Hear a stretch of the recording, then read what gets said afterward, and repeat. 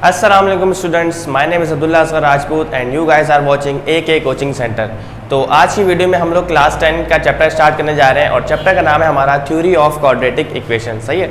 तो theory of quadratic equation एक बहुत इंपॉर्टेंट चैप्टर है, एक बहुत लेंथी चैप्टर है। टोटल जो है वो 7 एक्सरसाइजेज हैं इसमें। लेकिन आज की वीडियो में हम लोग एक्सरसाइज कवर करने से पहले समझेंगे कि इस जो चैप्टर है हमारा चैप्टर नंबर 20, इसका मकसद क्या है। इसका मकसद क्या है, क्योंकि हम लोग क्वाड्रेटिक इक्वेशन जो है वो पहले पढ़ चुके हैं। क्वाड्रेटिक इक्वेशन हम लोग बहुत ज़्यादा फैमिलियर भी हैं क्योंकि हमने 9 में इसको अच्छी तरह से पढ़ चुके हैं। अब मैट्रिक में ये दोबारा क्यों रिवाइज हुआ है, इसकी क्या वजह है और ये थ्योरी ऑफ क्वाड्रेटिक इक्वेशन है, इससे क्या मतलब है, ये सब हम लोग आज की वीडियो में समझने वाले हैं। तो सबसे पहले आप ये जान लेना कि इस चैप्टर में हम लोग क्वाड्रेटिक इक्वेशन के बारे में जितने भी सवाल आते हैं ना, क्वाड्रेटिक इक्वेशन के जितने पॉसिबल आंसर हैं, जितनी किस्म की क्वाड्रेटिक इक्वेशंस हो सकती हैं, हम लोग तमाम को सॉल्व करने जा रहे हैं। सही है। तो सबसे पहले जो हम लोग ने जो चीज़ समझनी है वो चीज़ ये है कि क्वाड्रेटिक इक्वेशन की नेचर क्या होती है। सही है। जैसे हर इंसान की नेचर होती है, कोई इंसान जो है वो जिद्दी होता है, कोई इंसान जो है बहुत ज़्यादा अकड़ू होता है, कोई इंसान जो है बहुत ज़्यादा हंसमुख होता है। ये इंसानों की जैसे नेचर्स होती हैं, इस तरह से क्वाड्रेटिक इक्वेशन की भी एक नेचर होती है। अब नेचर क्या क्या मतलब है, नेचर का मतलब होता है कि क्वाड्रेटिक इक्वेशन के जो आंसर है ना, असल में उसके जो रूट्स हैं, वो रूट्स आपको बताते हैं कि क्वाड्रेटिक इक्वेशन की नेचर होती क्या है। तो सबसे पहले क्वाड्रेटिक इक्वेशन का छोटा सा आपको इंट्रो दे दूं मैं कि क्वाड्रेटिक इक्वेशन होती क्या है। क्वाड्रेटिक इक्वेशन तो याद रखना हमेशा, ये जो क्वाड्रेटिक वर्ड है ये ग्रीक वर्ड है, क्वाड्रस से निकला। ये किससे निकला है? क्वाड्रस। क्वाड्रस का मीन होता है 2। क्वाड्रस का क्या मतलब होता है? इसका मतलब होता है 2। तो क्वाड्रेटिक इक्वेशन का मतलब यह है कि ऐसी इक्वेशन याद रखना कि जिसमें आपके पास जो वेरिएबल है उसकी जो हाईएस्ट पावर है, यानी कि कोई भी वेरिएबल जो आपके पास यूज हो रहा है ना, या आप कह लो कोई भी पॉलिनोमियल है, उसकी जो हाईएस्ट डिग्री है वो क्या होनी चाहिए? 2 होनी चाहिए। फॉर एग्जाम्पल आपके पास एक इक्वेशन लिखी हुई है x² - 5x + 2 = 0। अगर मैं आपसे पूछूं कि यहाँ पर जो वेरिएबल आपके पास या इस पॉलिनोमियल का मतलब बता दो आपको क्या होता है। पॉलिनोमियल का मतलब होता है, पॉली का मतलब होता है मैनी, नोमियल का मतलब होता है फैक्टर्स। तो पॉलिनोमियल का मतलब ऐसी टर्म, ऐसा एक्सप्रेशन या ऐसी इक्वेशन जिसमें बहुत सारे टर्म्स हो, मैनी टर्म्स। सही है। 2 भी हो सकती हैं, 3 भी हो सकती हैं, 5 भी हो सकती हैं। तो ऐसी इक्वेशन या ऐसा एक्सप्रेशन जिसमें बहुत सारी टर्म्स हो, उसे हम क्या बोलते हैं? पॉलिनोमियल। तो अगर मैं आपसे पूछूं कि इस इक्वेशन में पॉलिनोमियल्स की हाईएस्ट पावर क्या है, तो आप कहोगे 2 है। सही है। क्योंकि यहाँ पर x की पावर क्या है? 1 है और यहाँ पर x की पावर क्या है? 2 है। अगर यहाँ पर x की पावर 3 होती और मैं आपसे पूछता तो आप कहते हैं कि हाईएस्ट पावर क्या है? यहाँ पर 3 है। तो याद रखना क्वाड्रेटिक इक्वेशन ऐसी इक्वेशन होती है जिसमें आपके पास पॉलिनोमियल या जो भी वेरिएबल यूज होता है आपके पास, उसकी हाईएस्ट पावर क्या होती है? 2 होती है। That is called quadratic equation. Quadratic equation को डिनोट करने की जनरल टर्म क्या होती है? ax² + bx + c = 0। ये क्वाड्रेटिक इक्वेशन को लिखने की जनरल टर्म है। ax² + bx + c। जिस तरह से हम लोग कॉम्प्लेक्स नंबर पढ़ के आ चुके हैं, कॉम्प्लेक्स नंबर को लिखने की जनरल टर्म क्या होती है? a + b i। इसी तरह से क्वाड्रेटिक इक्वेशन को लिखने की जनरल टर्म क्या है? ax² + bx + c। यहाँ पर जो a है, a is the coefficient of square term. कोई भी आपसे पूछे a क्या है, आपने बोला है a जो है स्क्वायर वाली टर्म का कोफिशिएंट है। तो फिर b क्या है? ये b जो है ये x वाली टर्म का कोफिशिएंट है और ये c क्या है? c is constant. सही है। तो a स्क्वायर वाली टर्म का कोफिशिएंट, b सिंपल x वाली टर्म का कोफिशिएंट और c जो है हमारे पास ये होता है कांस्टेंट। अब सम टाइम ऐसा होता है कि हमारे पास या तो x वाली वैल्यू गायब होती है या तो आपके पास कांस्टेंट गायब होता है।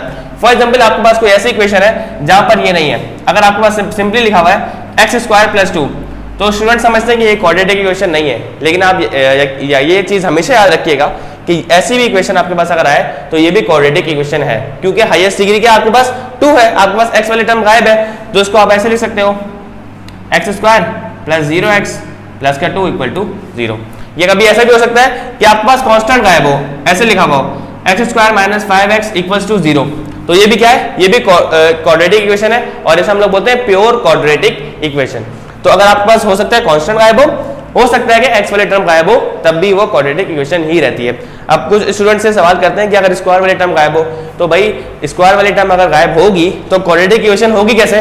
क्वाड्रेटिक का मतलब क्या है? 2। तो अगर आपके पास कोई ऐसा वेरिएबल है ही नहीं जिसकी हाईएस्ट पावर क्या है? 2 है, तो वो क्वाड्रेटिक इक्वेशन तो कहलाएगी नहीं। तो इसलिए स्क्वायर वाली टर्म का होना लाजमी है और स्क्वायर वाली टर्म हमेशा किस में होनी चाहिए? पॉजिटिव में होनी चाहिए। सही है। ये चीज हमेशा याद रखिएगा। अब हमने यहाँ पे पढ़ना है कि nature of square roots of quadratic equation. तो क्वाड्रेटिक इक्वेशन की नेचर क्या होती है, इसके रूट्स की नेचर क्या होती है, ये हम लोगों ने आज समझनी है। तो एक चीज याद रखना कि क्वाड्रेटिक इक्वेशन को जब भी आप सॉल्व करते हो तो उसके दो पॉसिबल आंसर आते हैं। जब भी क्वाड्रेटिक इक्वेशन को सॉल्व किया जाता है तो उसके दो पॉसिबल आंसर आते हैं, क्योंकि x की पावर क्या होती है, 2 होती है। x की पावर अगर 2 होगी, क्वाड्रेटिक इक्वेशन है तो दो आंसर आएंगे। अगर क्यूबिक इक्वेशन है, x की पावर 3 है तो 3 आंसर आएंगे। अगर बाय क्वाड्रेटिक है, 4 आपके पास हाईएस्ट डिग्री 4 है तो उसके 4 रूट्स आएंगे। रूट्स का मतलब सिंपल क्या होता है, उसके आंसर। अब यहाँ पर एक वर्ड यूज होता है डिस्क्रिमिनेंट का, उसका मतलब आपको समझा देता हूं कि डिस्क्रिमिनेंट असल में होता क्या है। डिस्क्रिमिनेंट क्वाड्रेटिक फार्मूले से हम लोग काफी लोग जो है वो सिमिलर है, हम पढ़ चुके हैं। क्वाड्रेटिक फार्मूला क्या होता है, यहां पर लिख देता हूं मैं, minus b plus minus under root b square minus 4ac upon 2a। This is the quadratic formula. और इसको आप डिनोट कर सकते हो, x से कर सकते हो, किसी से भी कर सकते हो, b से भी कर सकते हो। तो हमने x से डिनोट कर दिया। x बराबर है minus b plus minus under root b square minus 4ac upon 2 हमारे पास क्वाड्रेटिक फार्मूला है। अब आपके पास क्वाड्रेटिक फार्मूले में जो ये हिस्सा है ना, यहां से लेकर यहां तक का जो हिस्सा है, ये आपको कहलाता है डिस्क्रिमिनेंट। ये क्या कहलाता है, ये कहलाता है, ये वाला हिस्सा क्या कहलाता है, डिस्क्रिमिनेंट कहलाता है। ये आपको, ये जो छोटा सा हिस्सा है, ये आपको बता देगा कि कोई भी इक्वेशन है, क्वाड्रेटिक इक्वेशन, उसकी असल में नेचर क्या है। उसकी नेचर रैशनल है, इक्वल है, अनइक्वल है, इररेशनल है, कॉम्प्लेक्स है, इमेजिनरी, जो भी है वो आपको ये बताएगा। और डिस्क्रिमिनेंट को हमेशा डिनोट किया जाता है डेल्टा के साथ। आपके पास ऐसा लिखा होगा, डेल्टा बराबर होता है बी स्क्वायर माइनस 4ac के। तो ये डेल्टा जो है ये क्या डिनोट करता है, यहाँ पे डिस्क्रिमिनेंट को जो है वो डिनोट कर रहा है। सही है, तो याद रखना कि क्वाड्रेटिक फार्मूले में जो बी स्क्वायर माइनस 4ac वाला पार्ट होता है, दैट इज कॉल्ड डिस्क्रिमिनेंट। तो हम लोग डिस्क्रिमिनेंट के जरिए ये फाइंड करेंगे एक्सरसाइज 20.1 में कि आया कि इक्वेशन के रूट रियल है, इक्वल है, अनइक्वल है, या जो भी है।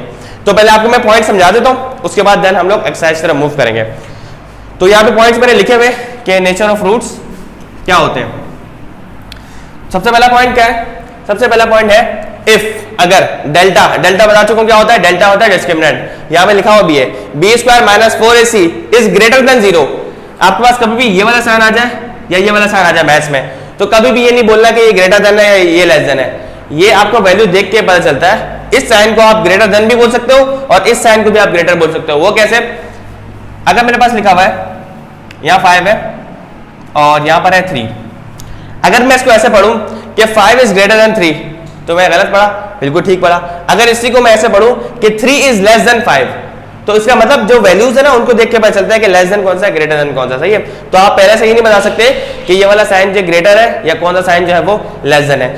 बस ये याद रखिएगा कि जिस तरफ ये मुंह खुला हुआ होता है वो बड़ा होता है, जिस तरफ ये मुंह जो है वो खुला हुआ है वो बड़ा है। तो ये इस तरफ मुंह खुला हुआ है, ये बड़ा है, और यहाँ पर ये वाला मुंह खुला हुआ है तो ये बड़ा है। तो जिस तरफ मुंह खुला हुआ है वो साइड क्या होगी, बड़ी होगी।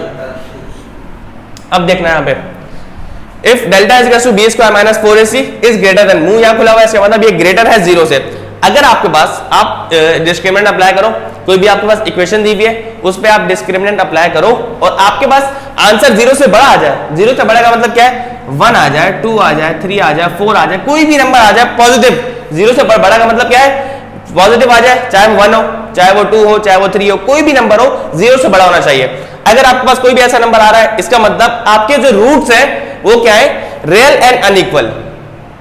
दोबारा बता देता हूं, अगर आपके पास कोई भी क्वाड्रेटिक इक्वेशन आपने सॉल्व की और आपने डिस्क्रिमिनेंट अप्लाई किया, बी स्क्वायर माइनस 4ac वाला फॉर्मूला लगाया और आपके पास आंसर 0 से बड़ा आ रहा है। 0 से बड़ा का मतलब है अगर आपके पास 1.5 भी आंसर आ रहा है या 0.5 भी आंसर आ रहा है, तो इसका मतलब यह है कि आपके जो रूट्स है वो क्या है, रियल है और अनइक्वल है।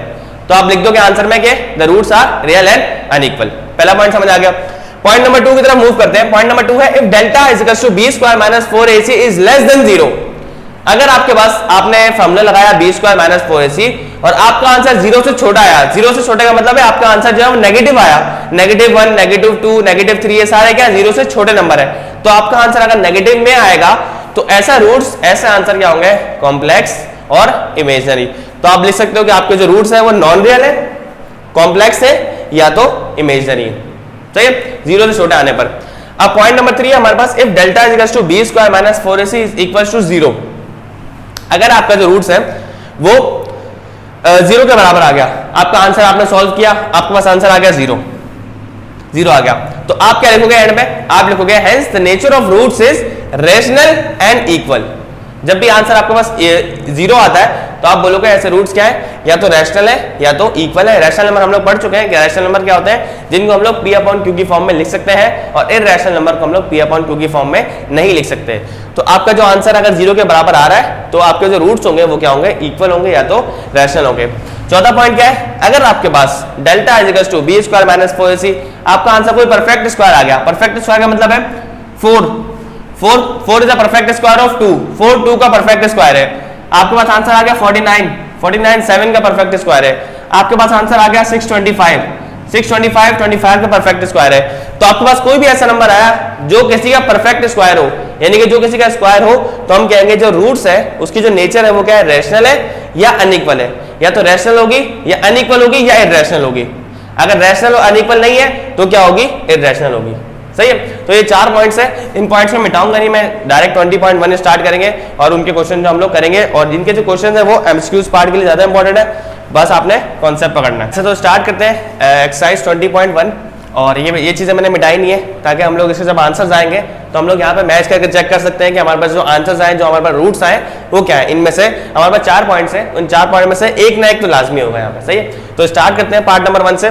पार्ट नंबर 1 हमारे पास है x square plus 5x minus 6 equals to 0। हमारे पास एक क्वाड्रेटिक इक्वेशन गिवन है और हमें उसमें डिस्क्रिमिनेंट लगाना है, और हमने ये बताना है कि हमारे जो रूट्स है वो रियल है अनइक्वल है, क्या है, उनकी हमने सिंपल नेचर बतानी है। सही है। तो स्टार्ट करते हैं सॉल्यूशन। हमें पता है डेल्टा बराबर होता है b स्क्वायर माइनस 4ac के। सही है। आपने सबसे पहले लिखना है delta is equal to b square minus 4ac के। पहला काम आपने कर दिया। अब आपको a b c की वैल्यूज पता होनी चाहिए। a आपको बता चुका हूं, a क्या होता है, a is the coefficient of square term, b is the coefficient of linear term, यानी कि जिसकी पावर 1 होगी। वो x भी हो सकता है, y भी हो सकता है, z भी हो सकता है, कुछ भी हो सकता है, बस पावर उसकी जो पावर है वो क्या होनी चाहिए, 1 होनी चाहिए। फिर आपके पास जो c है वो क्या होगा, c कांस्टेंट होगा। तो आपने a b c की वैल्यूज फाइंड आउट करके इस फार्मूले में पुट कर देंगे तो आपके पास क्या आ जाएगा, सिंपल आंसर आ जाएगा। सही है। तो a की वैल्यू क्या है, x स्क्वायर के साथ कुछ भी नहीं है, इसका मतलब कुछ भी नहीं है तो 1 है। a हमारा क्या है, 1 है, और b क्या है हमारा, x के साथ क्या है, 5 है, तो b हो गया हमारे पास 5। c क्या है, c हमारे पास है -6। एक हम बात हमेशा याद रखना कि साइन आपने लाजमी डालना है। अगर तो आपने साइन नहीं डाला तो आपका पूरा आंसर जो है गलत हो सकता है। यहाँ पर -6 है तो c के साथ -6 आएगा, प्लस है तो प्लस लिखने की जरूरत नहीं है, लेकिन माइनस आपने लाजमी लिखना है। a b c की वैल्यू हमें पता चल गई। अब डायरेक्ट फार्मूले में पुट कर दो, delta is equals to b square, b कितना है, क्या है हमारा 5, तो यहाँ पर आ जाएगा 5 का स्क्वायर माइनस 4ac। a क्या है, a की जगह आ जाएगा 1, c की जगह आ जाएगा माइनस का 6, मल्टीप्लाई करवा दो।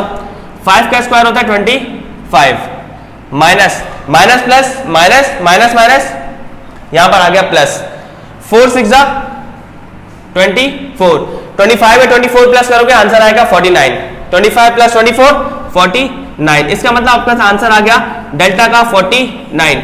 अब जरा देख के बताओ यहाँ पर कि 49 इनमें से क्या है। तो अगर मैं चौथा वाला पॉइंट देखूं, चौथा पॉइंट है if delta is equal to b square minus 4ac is perfect square. अगर आपके पास आंसर परफेक्ट स्क्वायर आ गया तो आपके जो रूट्स हैं वो क्या होंगे, रैशनल और अनइक्वल होंगे। और हम यहाँ पे देख सकते हैं कि 49 और 49 जो है वो 7 का स्क्वायर होता है। तो जो हमारे पास जो रूट्स आए वो क्या है, परफेक्ट स्क्वायर है, तो हमारे पास रूट्स क्या होंगे, रैशनल और अनइक्वल। तो आप देख सकते हो हेंस, यहाँ पर वैसे जगह नहीं है, आप देख सकते हो कि hence the roots are the roots of the given equation is perfect square, so it will be rational and unequal। तो मैं सिर्फ यहां पे लिख रहा हूं rational and unequal। ठीक है। इस तरह से आपने नेचर को डिफाइन करना है। क्वेश्चन नंबर 2 की तरफ मूव करते हैं। क्वेश्चन नंबर 2 में हमारे पास एक स्क्वायर वाली टर्म दी हुई है और सिंपल वेरिएबल वाली टर्म दी हुई है, कांस्टेंट यहां पे गायब है। तो बता चुका था मैं आपको कि ऐसे इक्वेशन को भी क्वाड्रेटिक कहते हैं जिसमें या तो कांस्टेंट गायब हो या तो एक्स वाली टर्म गायब हो। सबसे पहले आपने इसको अरेंज करना है, इक्वल टू के उस तरफ आपको 0 चाहिए कुछ भी करके। सही है। तो ये प्लस का 6x हम आ जाएगा तो माइनस 6x हो जाएगा। आपने स्क्वायर वाली टर्म को कभी भी नेगेटिव नहीं करना, याद रखना जब भी क्वाड्रेटिक इक्वेशन आप सॉल्व कर रहे हो तो ये स्क्वायर वाली टर्म कभी भी नेगेटिव नहीं होनी चाहिए। तो आप इस स्क्वायर वाली टर्म को भी वहां भेज सकते थे, लेकिन ये क्या होती, ये नेगेटिव हो जाती, इसीलिए हमने 6x को वहां पे मूव करवाया है और इक्वल के उस तरफ क्या बच जाएगा, 0 बच जाएगा। अब a b c की वैल्यू फाइंड आउट करो और डायरेक्टली फार्मूले में पुट कर दो। a की वैल्यू क्या है, स्क्वायर वाली टर्म के साथ कुछ भी नहीं है, इसका मतलब 1 है। b की वैल्यू, b हमारा क्या है, माइनस का 6, उसको छोड़ दो, अभी जो आपने अरेंज किया उसको देखना है। b हमारा है माइनस का 6, c क्या होगा भाई, c तो है ही नहीं, जब c नहीं है तो हमारे पास क्या होगा, c 0 होगा। फॉर्मूला लगा दो, delta is equal to B square minus 4ac, सही है। Delta is equal to B square, b क्या है हमारा -6, -6 का स्क्वायर आ गया -4ac, a क्या है हमारा 1 और c है हमारा 0। तो जब 0 मल्टीप्लाई होगा पूरी वैल्यू के साथ तो ये पूरी वैल्यू 0 हो जाएगी। सिर्फ आपने क्या करना है, 6 का स्क्वायर निकालना है। और याद रखना कि माइनस वाली वैल्यू पे जब भी स्क्वायर वाली टर्म होती है, कोई भी इवन पावर होती है तो वो क्या हो जाती है, पॉजिटिव। तो 6 का स्क्वायर हमारे पास आंसर क्या आएगा, 36। अब ये 36 क्या है, 36 भी एक क्या है, परफेक्ट स्क्वायर है, तो इसके भी रूट्स क्या होंगे, रैशनल एंड अनइक्वल। तो आप यहां पे लिख सकते हो कि रैशनल एंड अनइक्वल, ये हमारा आ गया आंसर, सही है। थर्ड पार्ट की तरफ मूव करते हैं। पहले आप ABC की वैल्यू फाइंड करो, देन आप डिस्क्रिमिनेंट अप्लाई कर दो। A की वैल्यू क्या है, अच्छा पहले अरेंज करना है इक्वेशन को, इक्वेशन अरेंज नहीं हुई भी क्योंकि 6x जो है वो इक्वल के उस तरफ है, तो ये प्लस का 6x है, इक्वल के उस तरफ, वहां लेके आओगे तो माइनस का हो जाएगा 2x square minus 6x plus का 8 इक्वल टू 0। जब इक्वल के एक तरफ 0 आ गया तब आपने ABC की वैल्यू फाइंड करनी है। A की वैल्यू हो गई हमारे पास 2, B की वैल्यू -6 और C की वैल्यू आ गई हमारे पास 8। ABC की वैल्यू आ गई, delta is equal to B square minus 4ac, values put कर दो। b क्या है -6, ये हो गया -6 का स्क्वायर माइनस 4ac, a क्या है हमारा 2 और c है हमारा 8, सही है। 6 का स्क्वायर 36, -6 का स्क्वायर है तो प्लस का हो जाएगा, ये आ गया 36 और minus plus minus plus minus 4 2 जा 8 और 8 8 जा होता है 64। 64 में आप 36 प्लस करोगे तो आई थिंक 100 आएगा, 64 प्लस 36, सही है 100 आ गया, सही है। तो ये आपके पास आ गया 100। अच्छा, और इत्तेफाक की बात क्या है कि हमारे पास 100 जो है, 100 भी क्या होता है, 10 का परफेक्ट स्क्वायर है। 10 का आप स्क्वायर निकालोगे तो आपके पास आंसर क्या आएगा, 100 आएगा। तो इस इक्वेशन के भी जो रूट्स हैं वो आपके पास क्या आ रहे हैं, रैशनल और अनइक्वल। यानी कि अभी जितने भी हमने क्वेश्चंस किए हैं, जो हमारा पॉइंट नंबर 4 है वही सेटिस्फाई हो रहा है कि आपके पास B square minus 4ac is perfect square. तो यहां पर भी आप लिख दोगे same, rational and unequal, rational and unequal, सही है। क्वेश्चन नंबर 4 की तरफ मूव करते हैं।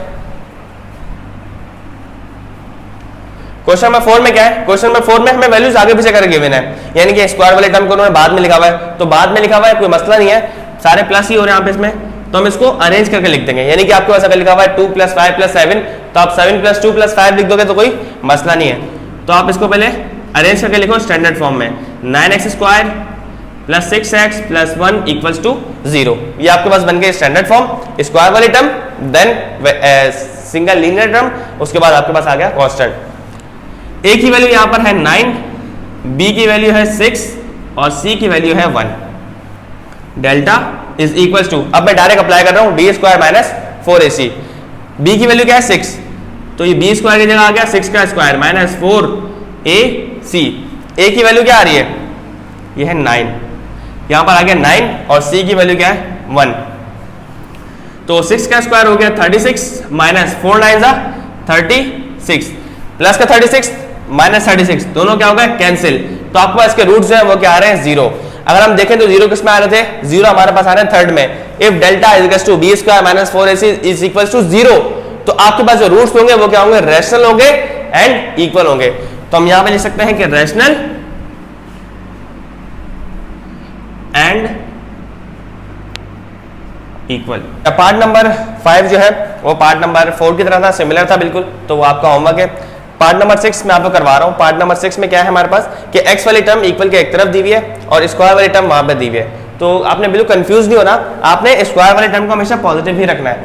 ये प्लस का x है, वहां जाएगा तो इसको आपने माइनस से कर देना है। सॉल्यूशन, अच्छा x स्क्वायर आप चाहो तो डायरेक्ट अरेंज कर दो, या आप चाहो तो एक और स्टेप बढ़ा भी सकते हो। ये प्लस का x है, वहां जाएगा तो माइनस का x प्लस का 1 हो जाएगा और इक्वल के उस तरफ क्या आ जाएगा, 0 आ जाएगा, सही है। ए बी सी की वैल्यू फाइंड आउट करो। ए की वैल्यू क्या है, स्क्वायर वाले टर्म के साथ कुछ भी नहीं है तो क्या आएगा 1, एक्स वाले टर्म के साथ है माइनस तो बी हो जाएगा माइनस का 1, और सी क्या हो जाएगा, सी हो जाएगा हमारे पास सिंपली 1। डायरेक्ट आप लगा दो discriminant, delta is equal to B square, b क्या है -1 का स्क्वायर माइनस 4ac, ए की वैल्यू क्या है 1 और सी की वैल्यू भी 1 है, तो -1 का स्क्वायर क्या हो जाएगा +1, पावर 2 है और 1 की पावर 1000 भी हो तो 1 ही रहती है, तो ये हो जाएगा 1 minus plus minus minus plus minus का 4, 1 माइनस 4 आपके पास आंसर आएगा माइनस का 3।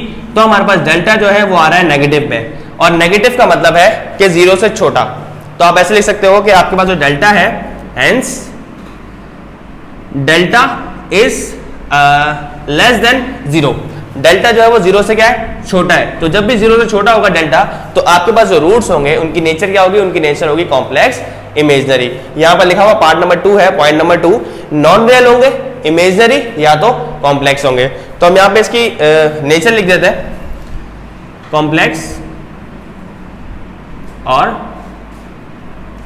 इमेजनरी, सही है, नॉन रियल भी आप कह सकते हो, कॉम्प्लेक्स और इमेजनरी, सही है। तो पार्ट नंबर 7 भी आपने खुद करना है, पार्ट नंबर 8 मैं करवा रहा हूं आपको, थोड़ा सा ये अलग है क्योंकि यहाँ पर एक्स वाली टर्म गायब है, तो सॉल्व करते हैं, कोई मुश्किल बात नहीं है इसमें भी। ए की वैल्यू क्या है हमारे पास, स्क्वायर वाले टर्म में कोफिशिएंट क्या है 3, अच्छा बी की वैल्यू नहीं है हमारे पास क्योंकि हमारे पास सिंगल लीनियर पावर वाला टर्म है ही नहीं, यानी कि एक्स स्क्वायर के बाद एक्स आना चाहिए था और एक्स वाली वैल्यू नहीं है, इसका मतलब क्या है हमारे पास बी 0 है, अगर कांस्टेंट ना हो तो सी 0 है और एक्स वाली टर्म ना हो तो बी 0 है, बी 0 हो गया और सी हमारे पास आ गया 9।